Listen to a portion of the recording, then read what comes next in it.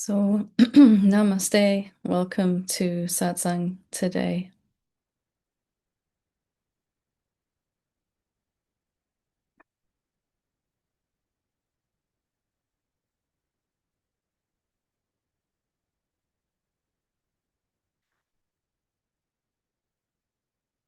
And if you are just new to these teachings, this community, you are very, very welcome to join us.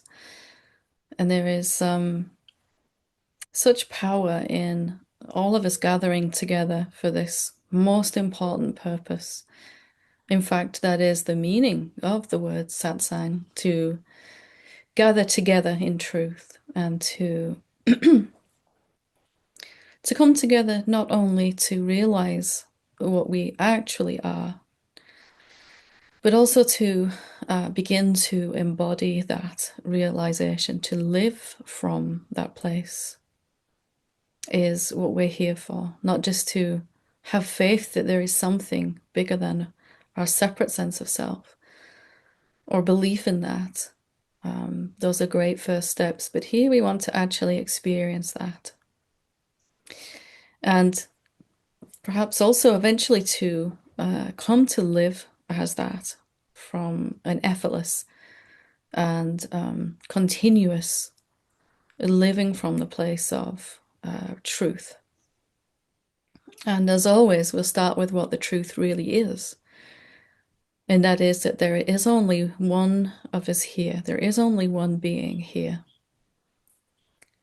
Even though it may seem like there are many, many, many, many separate beings. The truth is that there is just one being that is everywhere. And that one being is appearing as all of these unique and individual expressions of itself. And if you're listening to these words, that unique and individual expression that you are has come to that stage where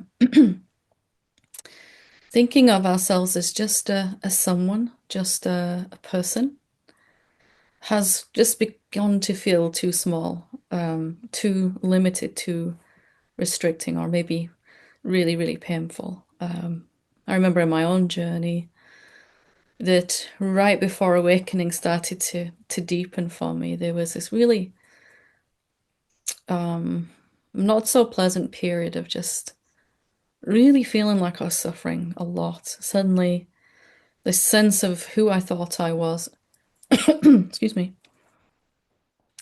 just didn't fit at all. And it was like trying to wear clothes that are two sizes too small. It just doesn't feel right.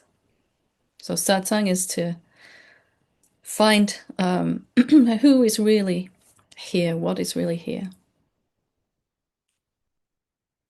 So I wanted to today to talk about something that has been coming up during this week with a view to maybe clarifying some stages in the awakening process and to be able to hopefully simplify with that clarification. Somebody asked me the other day, what really is awakening? What is it? If you could put it into one sentence, how would you describe that? And what came for me was this recognition it's a change of identity.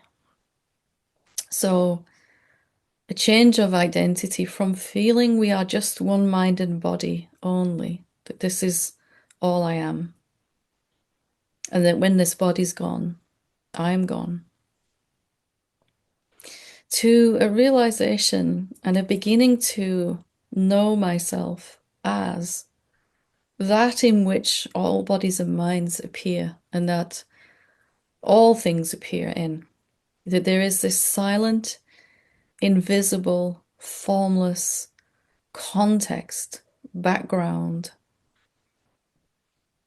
spaciousness in which all forms appear and disappear and are moving and changing. And then more and more, our awakening journey is seeing that we're not really just this small being. We are this mind and body too. Of course, we can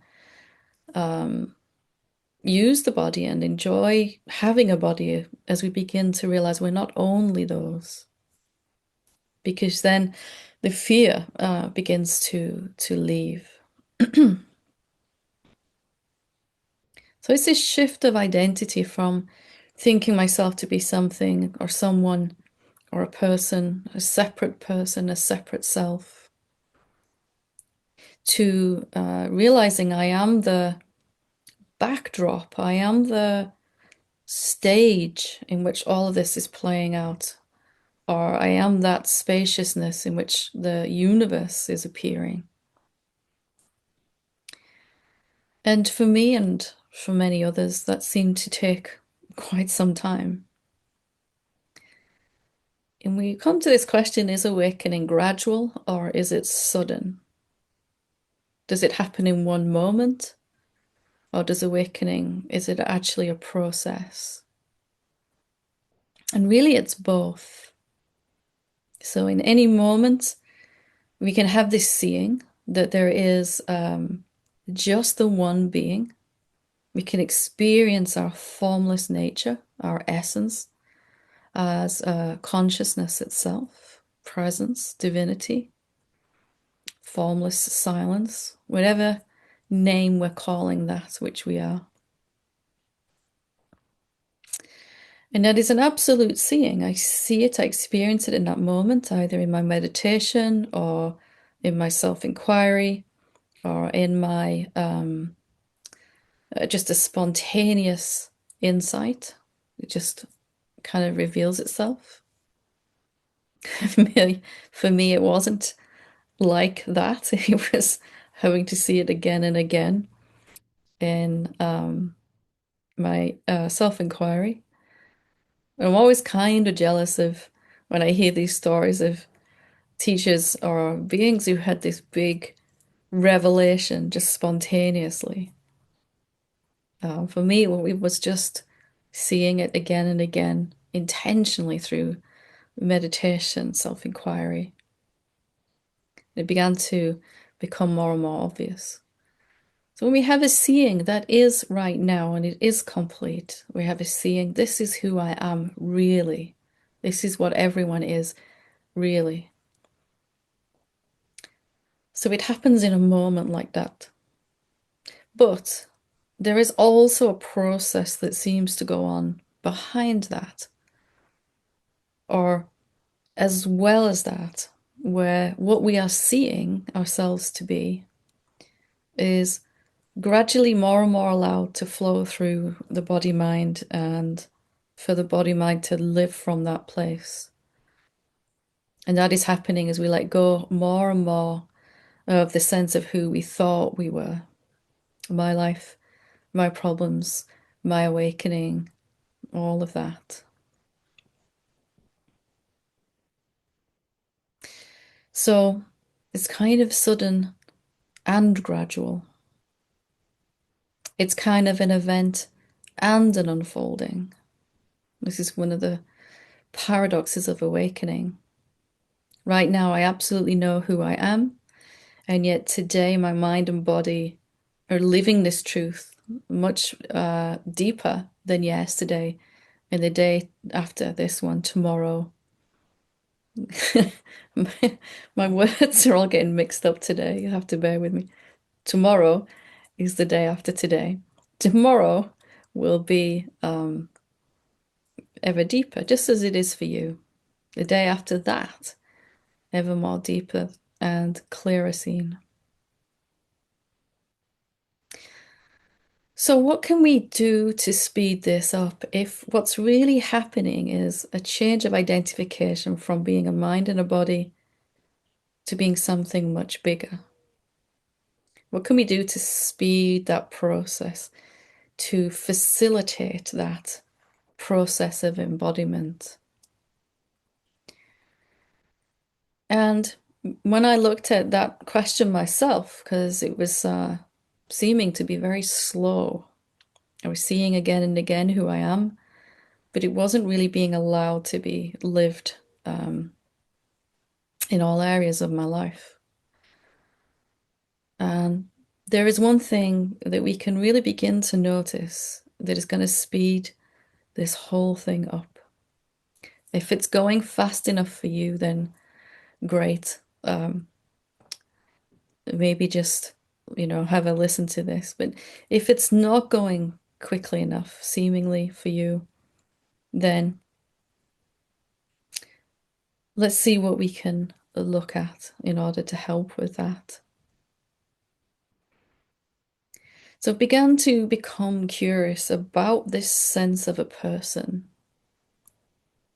I realized that the changeover of identity from a small finite being to recognizing myself to be infinite and formless, a small form limited to infinite formless. What was it that was slowing that down? And when I looked, it was this seeking mechanism. Something within me was always trying to get somewhere. Maybe even as you're listening to these words right now, you can feel something inside that is trying to do something and get somewhere with what it's hearing, right? Some energy, some vibration that is kind of listening and also, how do I use this? And it's a shift of focus from that seekingness to that which is aware of the seeking, is what we're really wanting to encourage. Mostly as human beings, we focus completely on what we are seeing, what we're aware of, our thoughts, our seekingness, our emotions, our bodies, of course, and everything in the world of phenomena. And awakening, in a way, is a shift of identity to notice and pay more attention to that which is the formless space in which our bodies and thoughts and emotions are happening. And one of the ways we can do that is to begin to notice how this separate sense of self works. So, the separate person that we thought we are, we used to really, really subscribe to that. And if you're listening to those words, and these words, you're already coming out of that, no matter what your mind says. If you can notice that whenever this separate person, this separate sense of self, receives any information at all, or experiences anything, there is a folding back in on itself. So it keeps sustaining itself. What I mean is, with this information here, what I'm saying right now, there's something trying to take this information, these words, and how do I use that? And the focus comes back from an open listening to this information to how do I use that? So what is being heard is being used to sustain the sense of a separate being. We can see if we were to have a big aha moment or an epiphany right now, there'd be some wonderful revelation, some peace, a sense of openness. And then immediately this folds back on itself. How do I keep this? How do I stay like this? We have a clear seeing of who we are in a moment.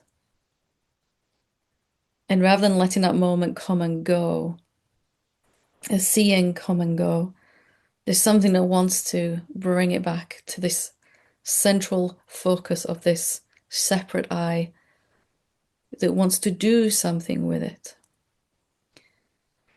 If you notice, our whole kind of activity, usually as a human being, is about this. So if I have an argument with someone, the mind is busy thinking about afterwards, what would I say next time if I could say what I want to say? The mind is bringing what happened, the argument, back to me, this separate sense of self. How does this affect me? If we were to have a strong negative emotion arise in this moment, again, there would be some focus falling back. How do I stop this from coming again? How do I get rid of it? How do I deal with this emotion? If we listen to a teacher speaking about how to deal with an emotion, it's folding back on itself already as we're listening. I'm going to put this into action. I'm going to do this. On and on it goes. If we watch an awakened being or we spend time with them, the separate sense of self is comparing itself to what it's experiencing. I'm not there yet. This even something beautiful is used to point us back.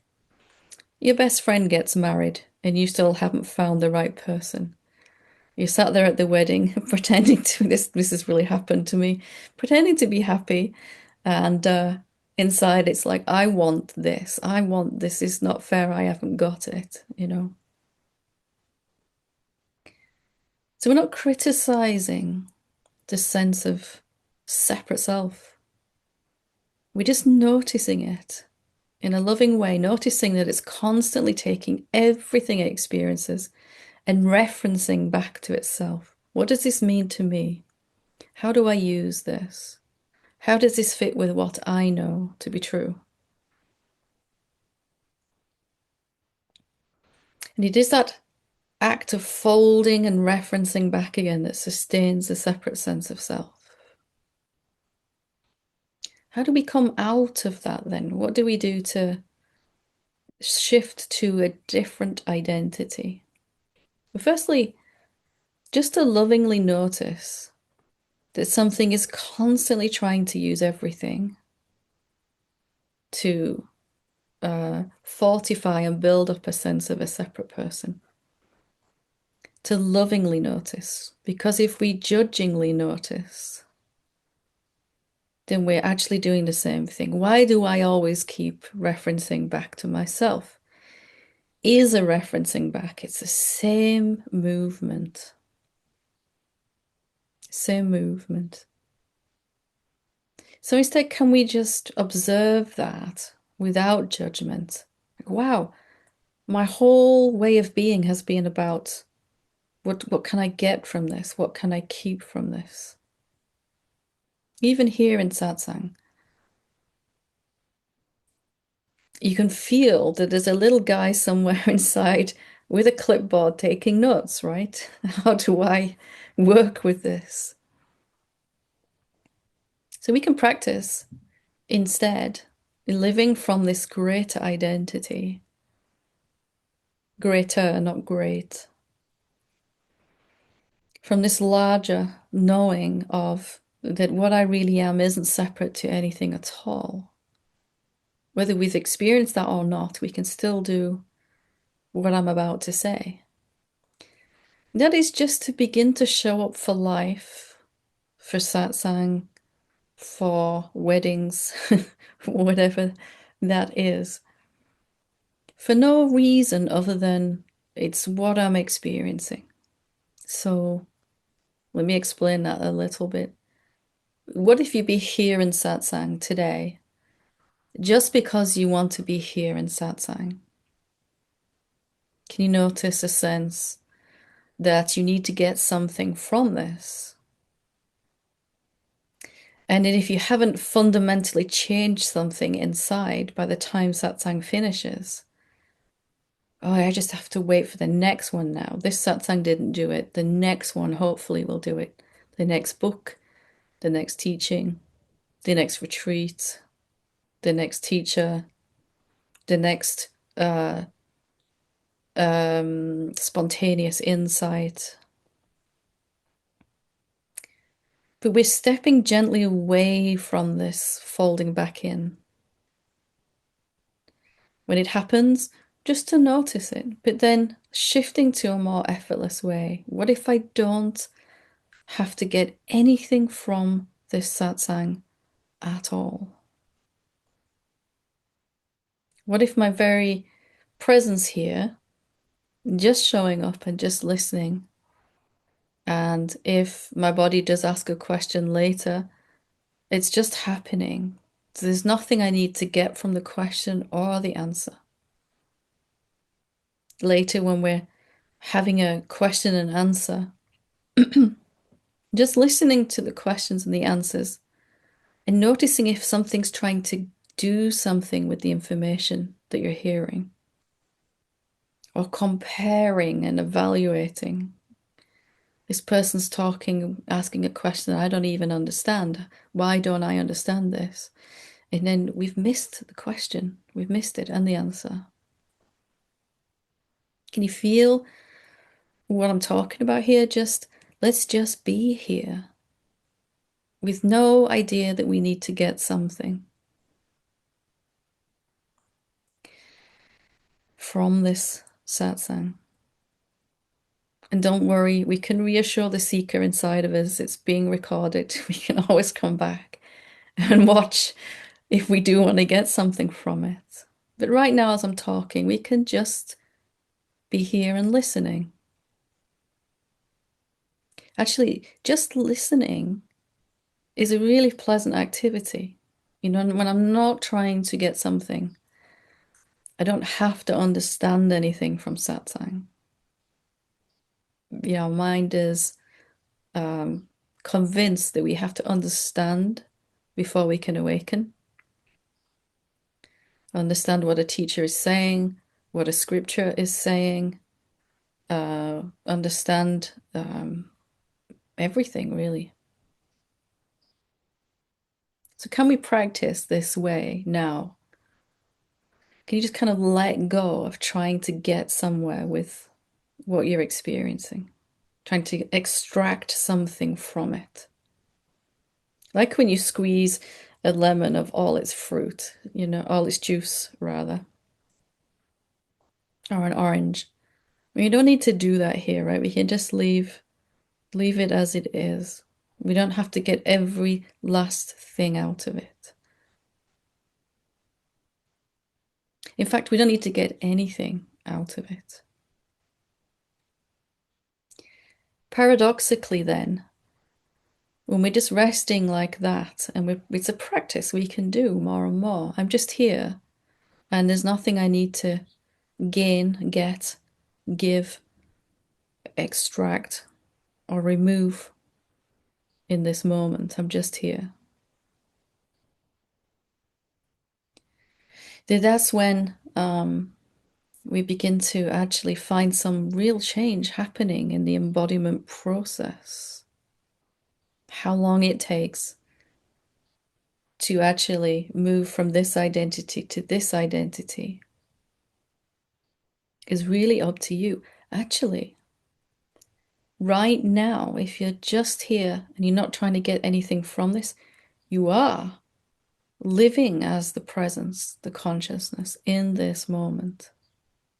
This moment is just as it is. These words are just flowing, and I'm just here listening. And the little guy inside with the clipboard has just put his clipboard down and put his feet up. He's relaxing. Maybe he has his arms behind his head and he's just chilling out, having a cup of tea or something.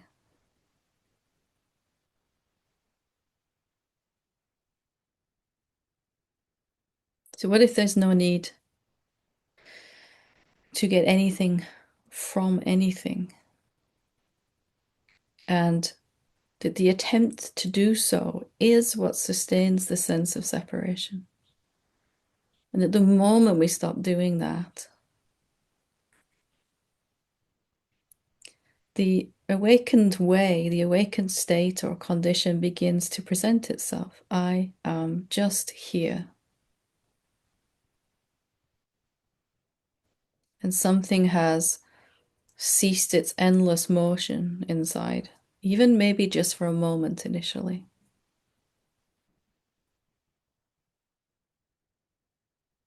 And people will ask you, what did you get from Satsang today? And you say, nothing, nothing at all. And it's delightful.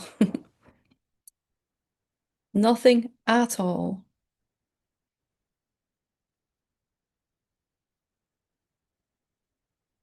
It's paradoxical, of course, that we arrive at this point after many years of trying to get something, because there's some idea that that's how we get to awakening, enlightenment, self-realization.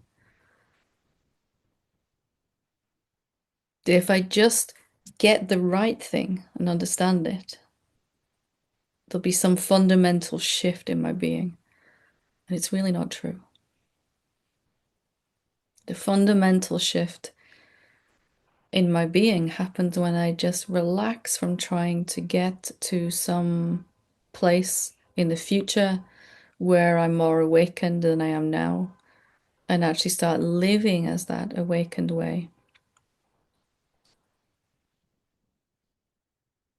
And you're doing it right now. Have you noticed? You're just kind of here, you're just listening.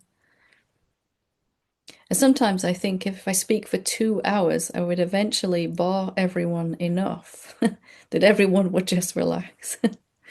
But we don't have that time, and I don't want to talk that long, and I want to save time for questions. But if you can see what I'm talking about here, then we can do it now. So I hope that that was helpful. I'm going to stop now before we go to 2 hours. And I will open it up here for any questions. We have live translation as well today. So any questions in Spanish or English are most welcome. Our challenges that we're having. And just a reminder that if you put your hand up, just to leave your hand up until you get a little prompt asking you to unmute. Okay, so we'll start with Miguel.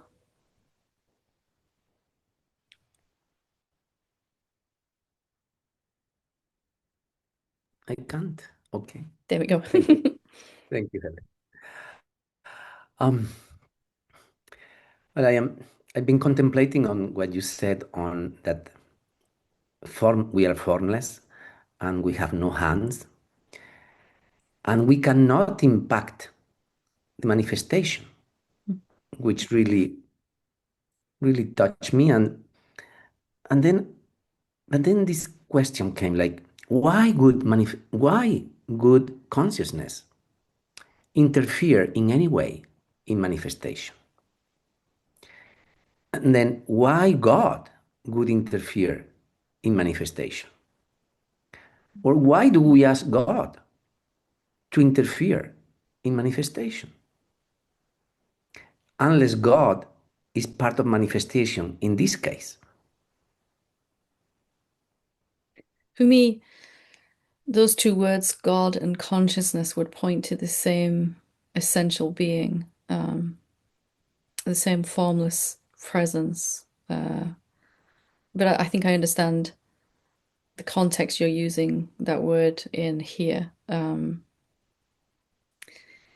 you're right, consciousness, it would not want to change anything at all, at all. And in fact, it can't, as you said, right? It can't do that. And yet, and also, in manifestation, there is the appearance of desire. And so, as a human being and other forms, there is also an arising of desire for things to change and be different. But more and more, those desires are less from a forceful, egoic place of separation. I desperately need to change my life because it's a whole mess, to, which is where I started out from. Awakening's going to fix all my issues, right? And more it's coming from, this is where I can kind of feel Manifestation is wanting to change anyway. This desire is where manifestation is wanting to go by itself. But it's important to recognize that desire is also in manifestation. It is a subtle manifestation, right? An energy, a desire, a wish. Because I was getting confused, like if our thing is just to see that, just to see. Mm. Because otherwise we want to see, but we want to see in a way, not in another way. Yeah, Yeah, so it gives me a lot of peace to know that consciousness doesn't interfere in manifestation, and that manifestation is all part of manifestation, which is not real and doesn't affect who we are. But it's not always so easy to. yeah. Manifestation, it isn't real as a separately existing thing, but it is real, totally real, in that it is the appearance arising in consciousness, right? So, from the perspective of the formless consciousness, it wouldn't even really see a manifestation that needs changing. It would just kind of see itself arising as all these shapes, so it wouldn't even have the capacity to want to change that, right? Its very essence is love. And like, wow, look at these amazing things I created. Um, the whole cosmos, right, is your creation, you as consciousness. And from that loving place, why would I want to even, could I even think there was anything wrong with any of it? And at the same time, in the appearance of a manifestation, there's desires arising. It'd be nice if there was more peace on the planet and more abundance for everyone, and whatever those desires are. So there's no conflict there, is there? I absolutely love everything already as it is completely.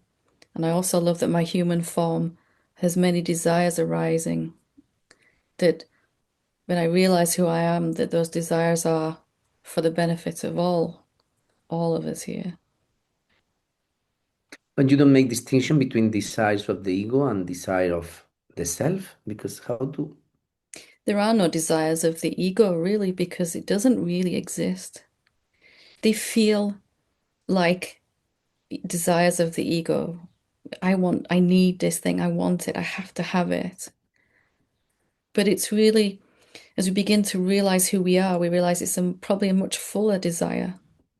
Like, I have to have this car, or else everyone's going to laugh at me because my old car keeps breaking down and there's blue smoke coming out of the back of it, and it's embarrassing.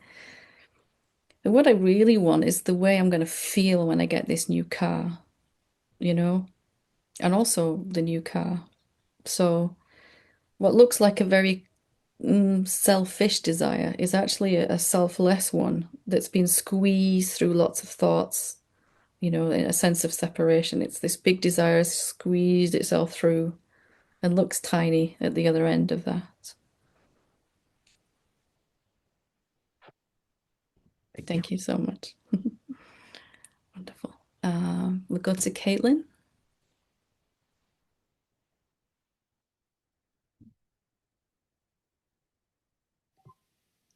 Hi, Hi. Helen. Hi. Hi.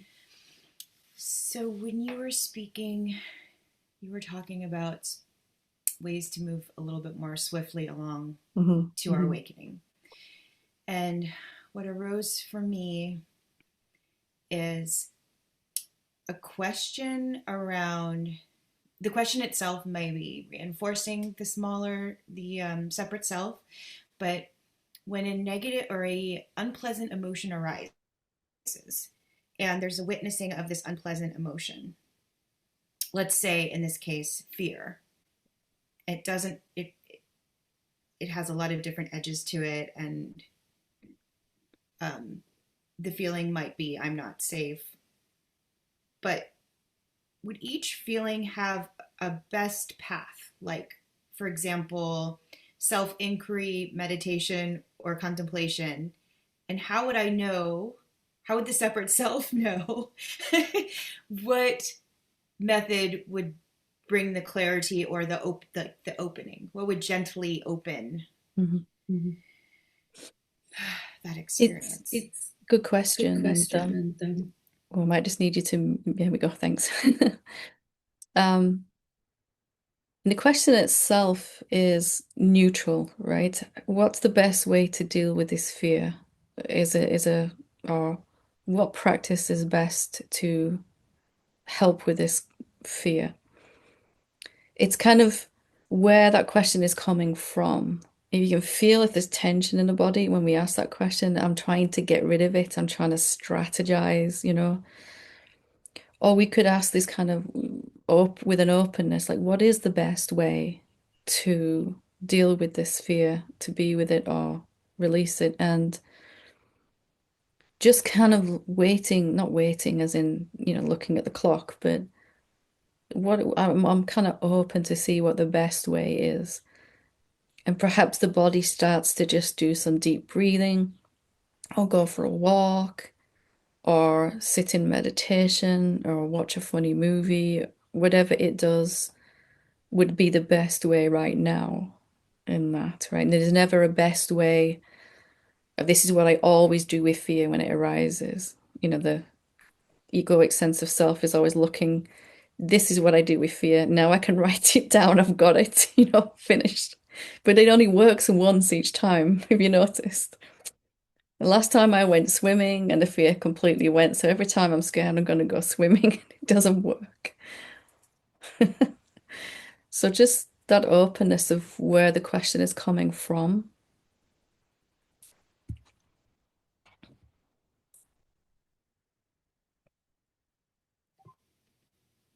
I think I understand. Thank you. Thank you. Thank you. Okay, we'll go to Jay.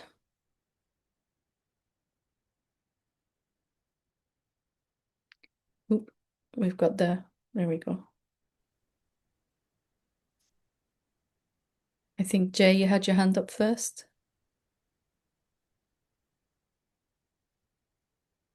Did you still want to ask a question?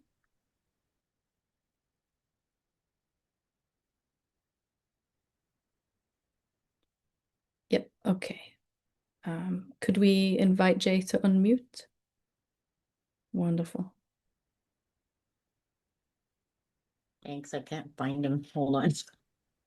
No worries. I got it. There we go. Hopefully we can. Thank you. I lost him. Thank you so much. Oh, that was a lovely talk, Helen. Thank you. I was so delicate and so spot on and so fun to hear and see yourself and your own actions. Like there's this constant reverting back to how can I use this and I need to get this too, and why not buy this? Always on the move. Mm. That was so lovely. It's nice to just gently become aware of that, because usually when we do see it, we're very judgmental of it, right? Why hasn't it stopped yet? Mm. Just that tenderness with it is really nice. Yeah, I'm a bit surprised because of the subtleness and the how constant it is. It'd be beautiful, absolutely beautiful. Wonderful. Thank you. Thank you so much. Okay, now we'll go to Isabel. Perfect.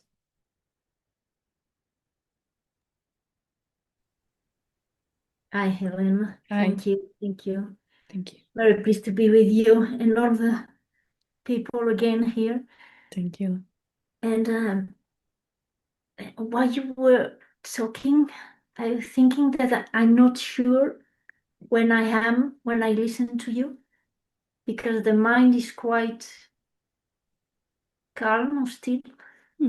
But I'm not sure if I am in a kind of daydreaming, and if the mind is caught in some place quite still, or it's so subtle to find, I think,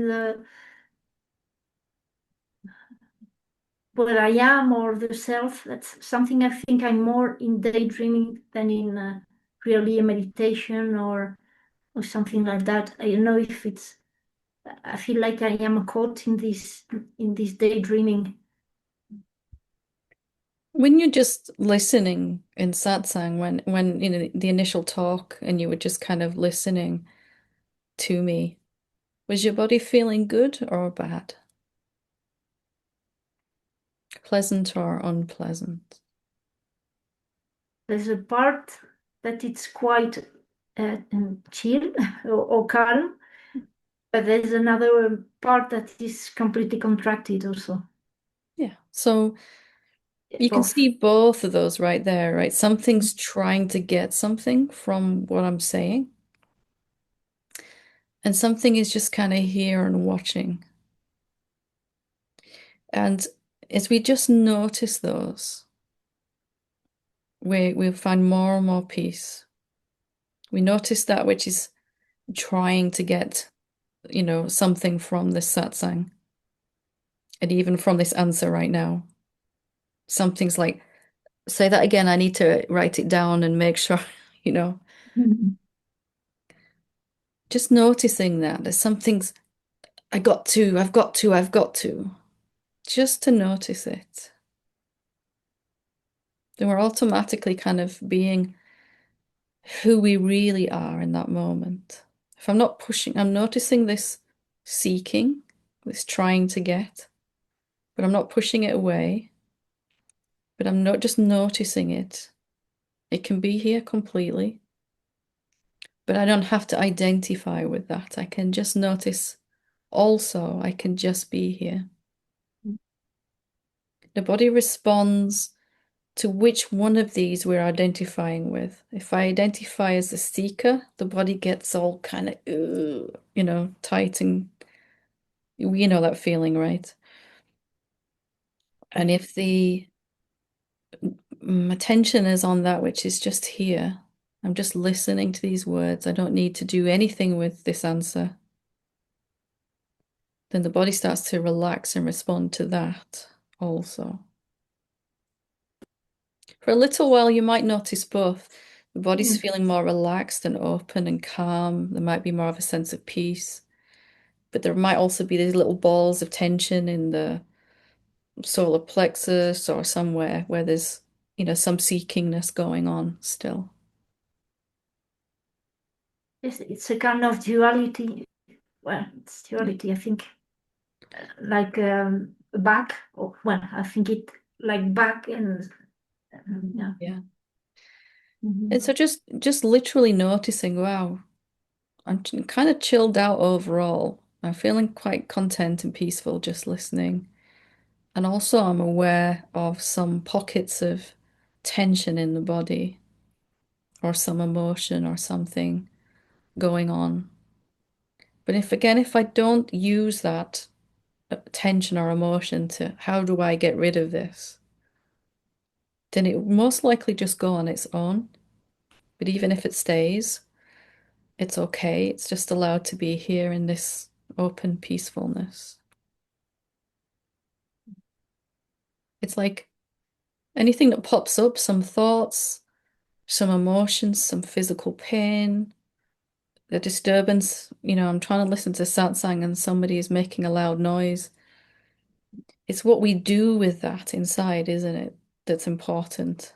I can just notice it, or I can use it to kind of reflect and fold back again, and the tension in the body gets worse then.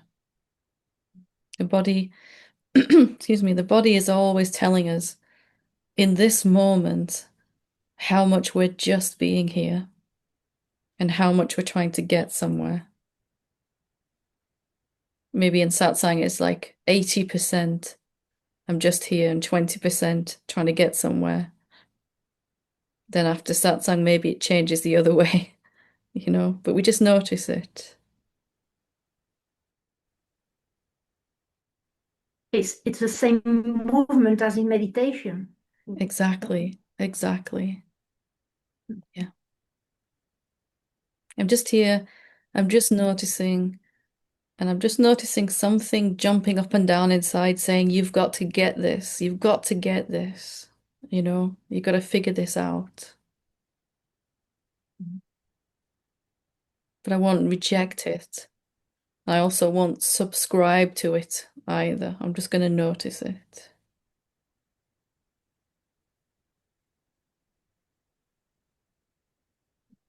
Okay, understand. Thank you. Thank you, Helen. Thank you. Wonderful question that helps everyone, I'm sure. Thank you, though. Okay, we'll go to Mary.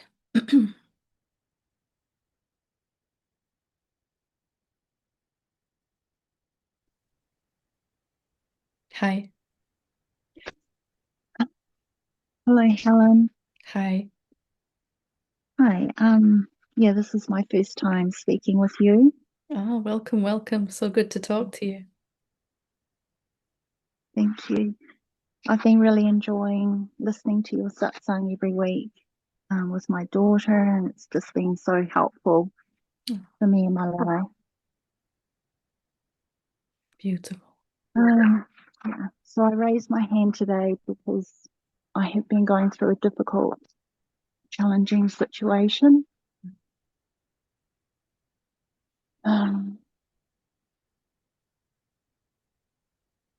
So I'm just noticing, during the satsang that what I'm looking for is clarity and reconnection. Mm. And I'm noticing the separate self feels disconnected and sad.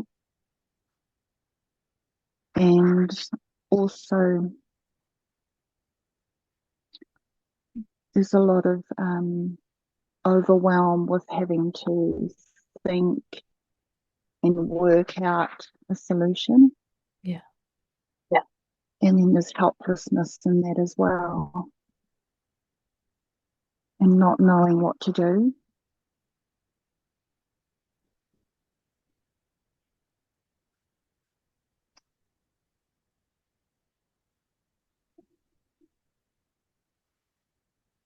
Can you feel into that a little bit? I just don't know what. Can you hear me okay? Just keeps cutting out a little bit. Just want to check you can hear me. I can hear you fine. Thank you. Wonderful, good. So you can feel that something is desperately trying to figure something out, right? Desperately. And identifying with that is really what is exhausting. So something, a separate sense of self, as you said, is feeling sadness and other emotions. And you can feel that it's desperately trying to find a way to feel better.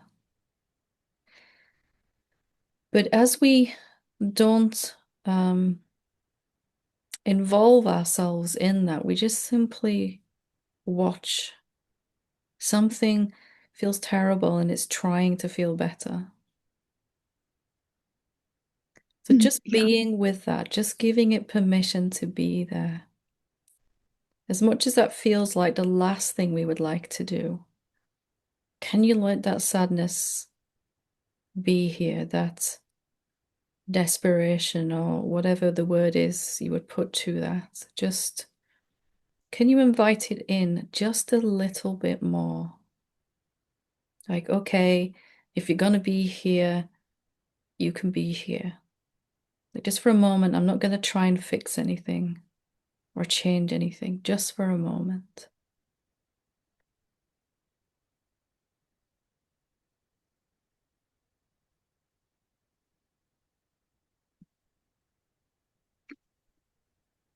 I feel like I'm mentally trying to make it happen. Yeah, you can let that be there too, right? That is also present. There's emotions, there's thoughts going on in the mind, strategies. There's probably some resistance also, some tightness in the body. We can just let all of that exist for a moment. Just okay. Just kind of like an okayness, right? Don't have to like it. But in this moment, let me not push against it. Let me just let it be here. The mind doing whatever it does, the emotions doing what they do, the seekingness doing what it does. It's all just here.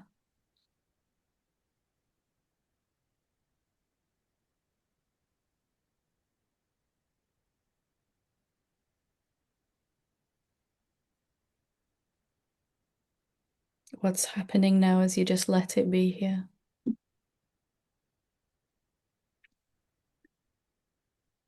I'm noticing as you're talking, I can sense your presence, and I'm not sensing the sadness or the helplessness like I did before I raised my hand. Beautiful. And just recognizing that presence recognizes presence. The presence that you are recognizes that same presence here speaking now, right? Some kind of knowing of presence. And that whatever's going on in the mind and emotions might still be there, but it's not the main event right now. It's not the main event. There's just this being present together, you and me.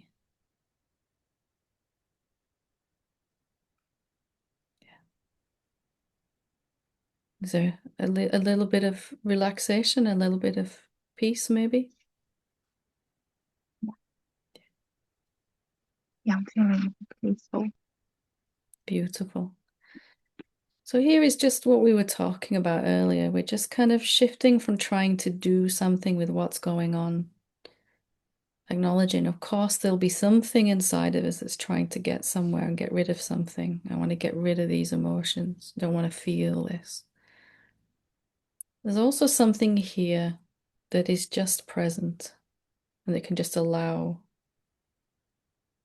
The moment we kind of shift attention to that which is just here and allowing, everything kind of starts to open up a little bit and relax. So it's more like a changeover in how we deal with anything. Instead of pushing or pulling, we're just beginning to use whatever is coming up, sadness or tension or whatever, thoughts in the mind, to point us to a more open place that we can watch those from. This presence, it doesn't need to get rid of anything, does it? No. Paradoxically, from there, things tend to just kind of lift by themselves, resolve by themselves.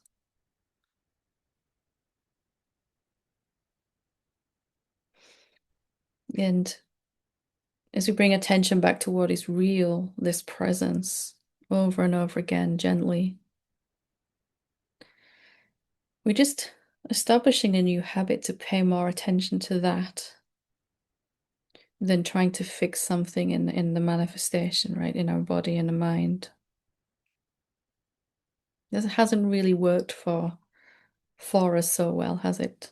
Oh, it certainly didn't for me.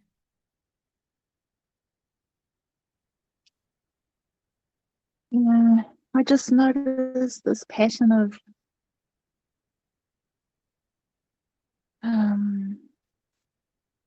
that I'm disconnecting. The separate self is all the time disconnecting from people and relationships, and yet there is this desire to reconnect. Yeah. And then not knowing how to do that. Did you There's hear? just so much anger Sorry. or shame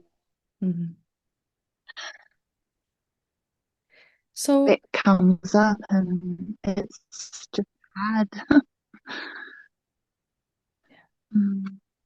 Sorry, Helen. it's okay. It's all totally okay.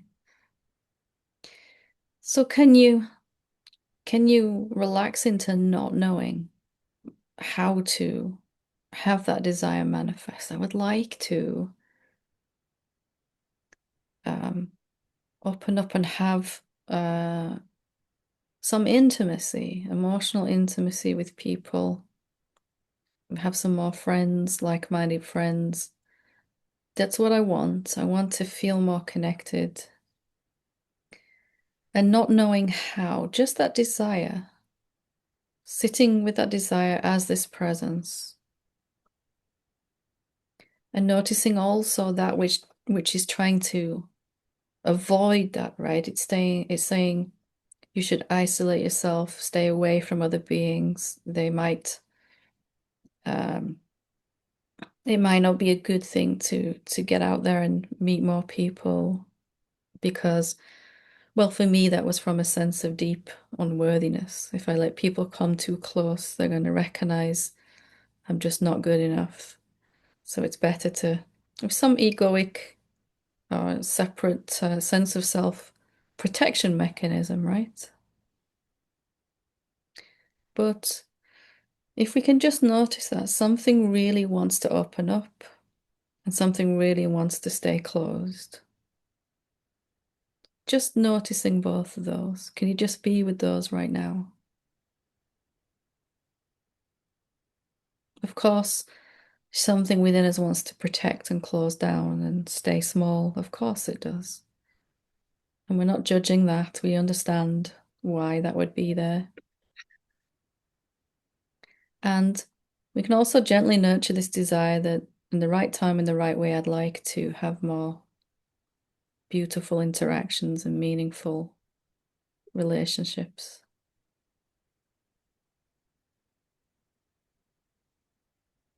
And maybe not knowing how that will happen is the best and fastest way.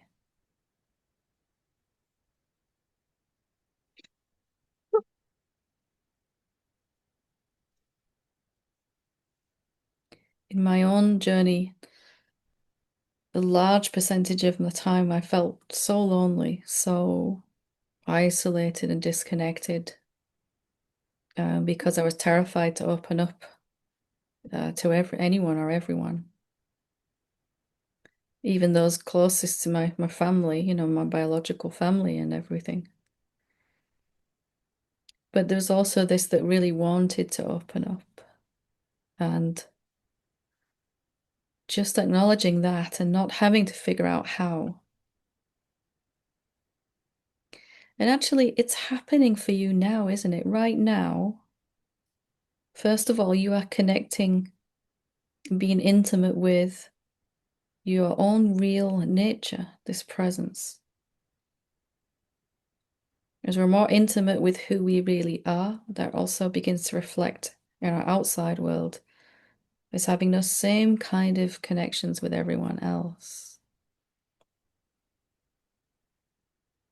What I realized I was really looking for is I want that intimacy with who I really am. And I also want to experience that in an outward way as well. Can you feel it? You're doing so well, just letting the emotions come. We're all here with you, supporting you and loving you. And yeah. How are you feeling now?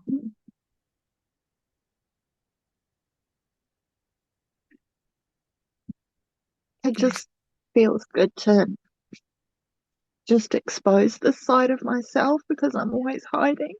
Yeah. I made a career out of hiding.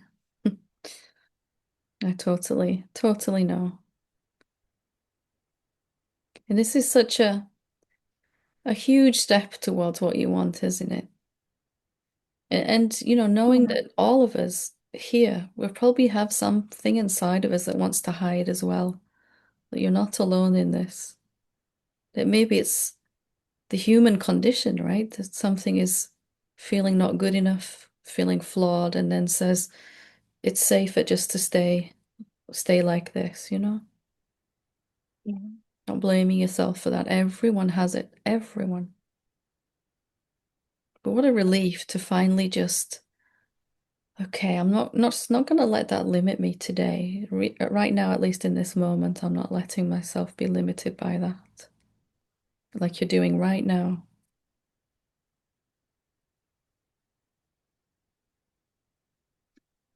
I'm also scared, to express and show my anger as well, because I'm scared that's going to push people away, and not knowing how to express that in a way that doesn't push people away. It was the same for me in my life. So many relationships were damaged by projecting anger outwards, uncontrollable projection and I see it in many people that were scared of anger. It's just not. Sadness or feeling guilty is more socially acceptable than anger sometimes, isn't it? Um, and I had to kind of make friends with anger and ask myself what it really is. Have I actually ever just met it without these ideas that it's scary? I had experienced many times myself exploding in anger on other people. But I had to admit that only happened when I was resisting the anger. So then it built up to this huge volcano inside that just, you know, and whoever was around me at the time, got the force of it. So I started to ask, what it's like to just feel angry without needing to project it onto anyone, without suppressing it. Like, have I really met it without being scared of it or projecting it? And actually, I found that when I just feel the anger, when I allow myself to kind of say yes to it, that it cannot be projected outwards. It's only being projected outwards onto others when I won't let myself feel it. It's got nowhere else to go. It has to move somewhere. Can you get a sense of it? As I can open my heart to it the best I can in any moment, then it can begin to move and change the frequency and change to, it wants to come back to peace. Yeah. Because we're scared of it. We're not kind of really saying yes to it. You can start in some small moments, when you're on your own maybe, and you're not worried about venting it onto someone else accidentally. Like, what is anger actually? Can I just get to know it? As if it's someone I've known for a long time, but I've never really stopped to find out anything about them. That kind of attitude. Can you get a sense of what I'm saying?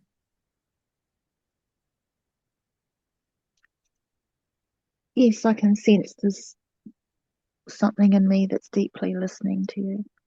Beautiful. And if you just do that with anger, let me deeply listen to you. Let me deeply listen to you. I wanna actually really understand what you are. I did this with fear as well. Anger, shame, jealousy, well, despair, all of them really, actually. Yeah. Something began to change then because the pressure wouldn't build up so much like a pressure cooker, when you have to finally release the valve on it. It's because we're not quite letting ourselves feel it because we remember previous experiences where it went wrong. That we don't let ourselves really get to know it.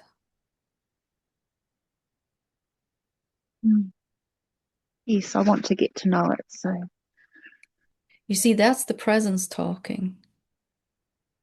I want to get to know anger. Who would say that as a separate self? Nobody, right? Nobody. yeah. Thank you, Helen. This has been so helpful. Thank you for supportive. For sharing so openly and honestly, and you help everyone with your brave sharing. We all have the same challenges. So thank you so much also. So lovely to meet you, to talk to you. Thank you. Thank you, Helen. I love you. I love you too. Right there with you. I'm right there with you, right? You can feel it. Yeah. Yeah. Okay. We will finish with Corey. Today's last question.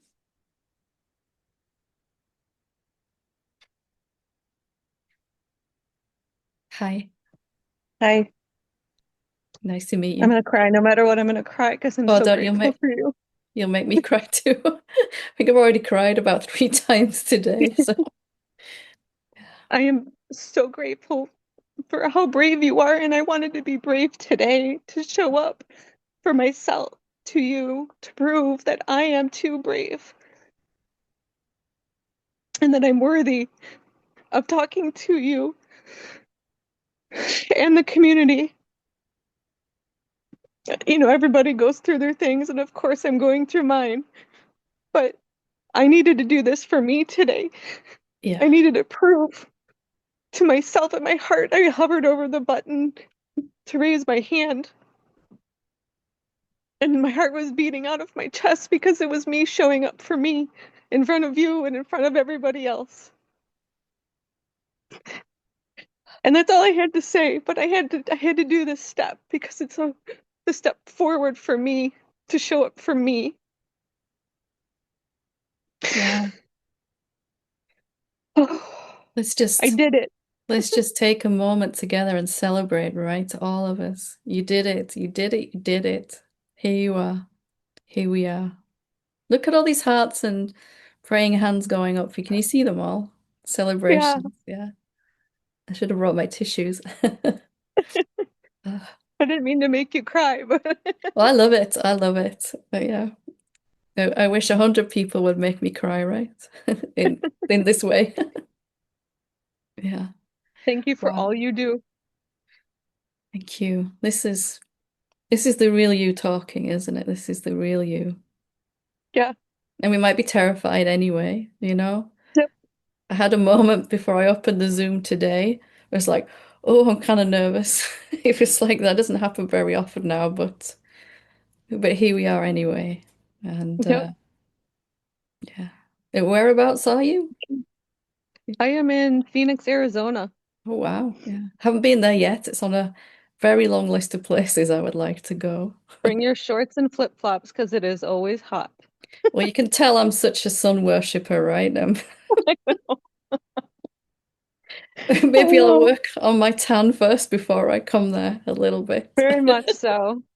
We live Yeah. outside at night when it is beautiful and we can stare at the stars and enjoy beauty that way. So, Oh, yeah, I would love to see that where there's no light pollution at all. You can just see yep, yeah. Wow.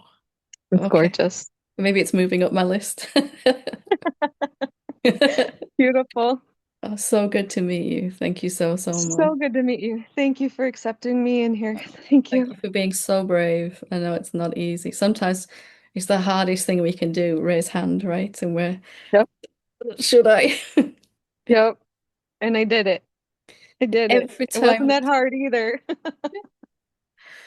yeah. And every time someone does, it makes it easier for everyone else, right? We see we can do this and we got Yeah, there. Yeah. And something's waking up anyway, isn't it? Despite the fear, despite the shame, all of that. yep, Something is beginning to recognize itself. Yeah. yep.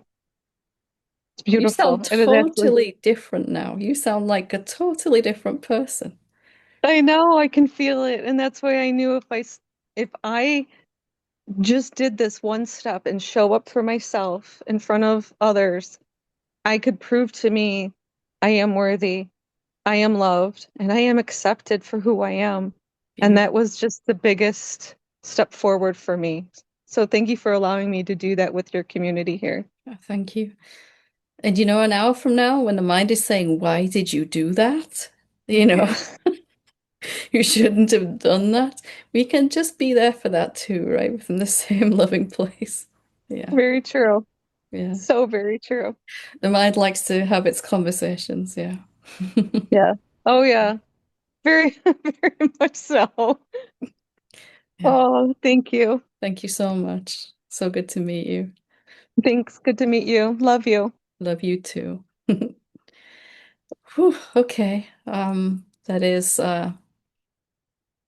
probably a really good place to finish today. What bravery and courage and compassion for each other we have, and it's always just so beautiful, isn't it? When we share together, we all grow together faster, and moving through our struggles and our resistances is just that little bit easier when we do it together.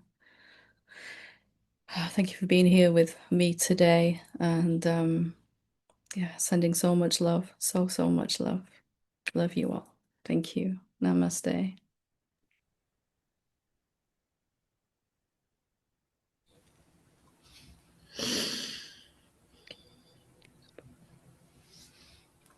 Thank you, Helen.